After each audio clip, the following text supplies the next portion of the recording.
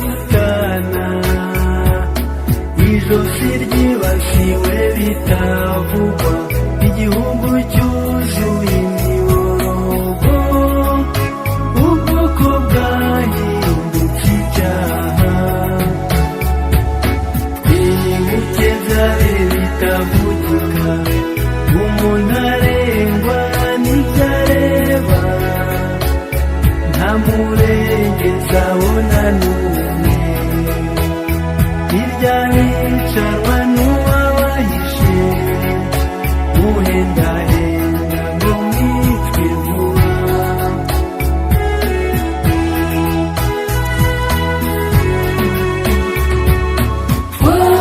Twarabakundaga turababura, ikibi cyanyu tuzacyusa, bana b'u Rwanda tuzahora iteka turibuka.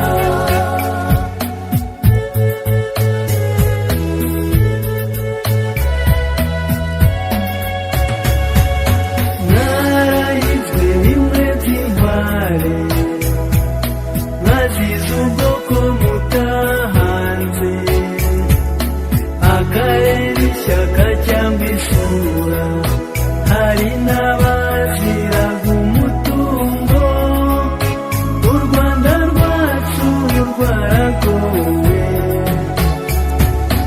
abanyamahanga urobuhuye, bari baje bakangata, n'intwaro nyinshi nk'izitabaye, nyamara mwahotowe bareba, babura baje bimwe bigayitse.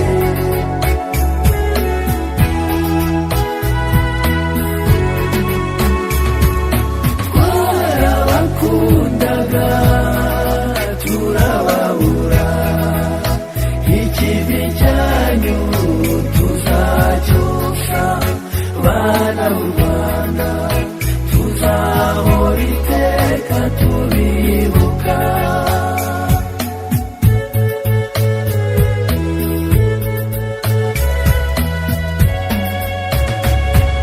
Intango y'ishyano yabaye urupfu, bene Rwanda bapfa bahagaze, gucura inkumbi biba nk'umurimo, abashakanye baratemana, abana bicwa n'abababyara,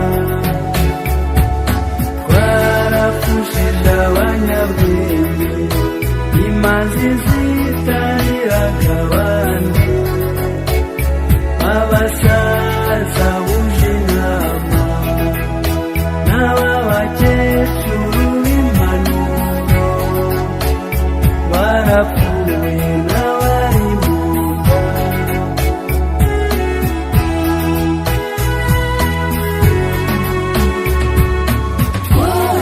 Twarabakundaga turababura, ikibi cyanyu tuzacyusa, bana b'u Rwanda tuzahora iteka tubibuka.